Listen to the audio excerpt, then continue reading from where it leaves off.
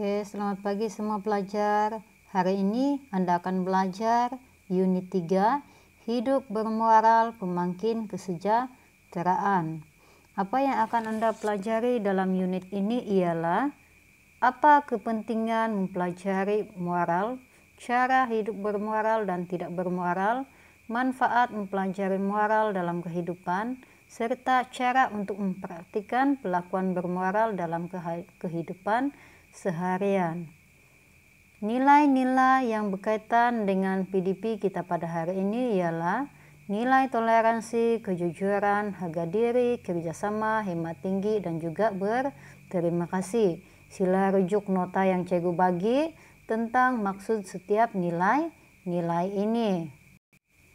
Oke, ada persoalan di sini. Kenapa kita mesti belajar pendidikan moral? Kenapa kita mesti belajar pendidikan moral hampir sebanyak 3 kali seminggu?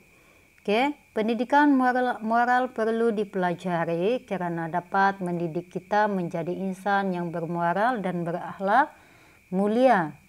Oke, jadi terdapat banyak kepentingan mempelajari dan mengamalkan tingkah laku bermoral. Salah satunya mendidik kita menjadi insan yang berakhlak mulia. Dengan berakhlak mulia, kita akan sentiasa mengamalkan nilai-nilai murni yang sepatutnya.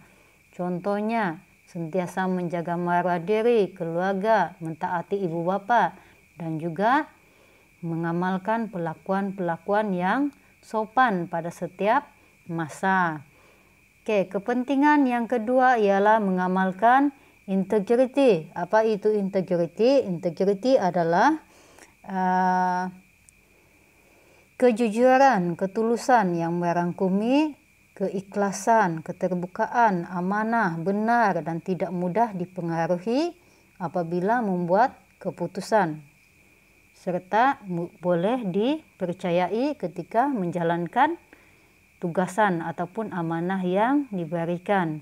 Oke, jadi sebagai seorang yang berintegriti, Anda perlu berpegang teguh kepada agama, nilai, dan peraturan ketika bertindak dan bertingkah laku dalam pelbagai situasi. Misalnya, saya menjalankan tanggung jawab dengan amanah.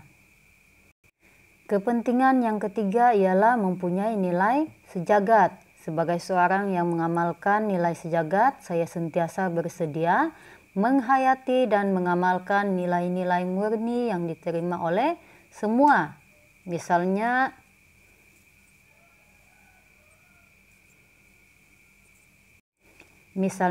saya sentiasa menghormati sesama manusia dan menyayangi hewan.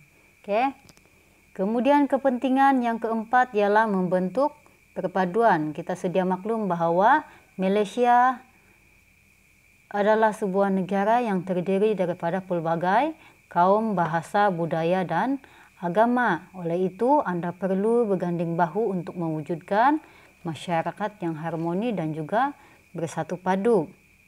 Oke, caranya adalah sentiasa menghormati individu lain walaupun berbeza amalan dan pegangan daripada Anda.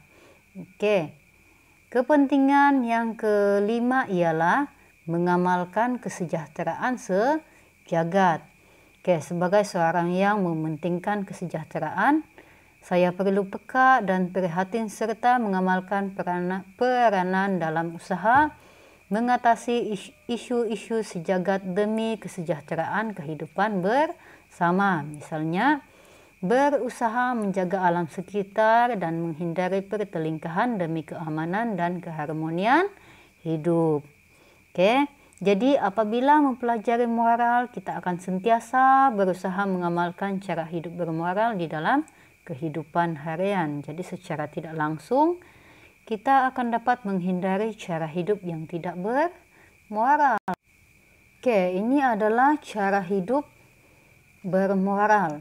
Oke, salah satu cara hidup yang bermoral adalah sentiasa beradab.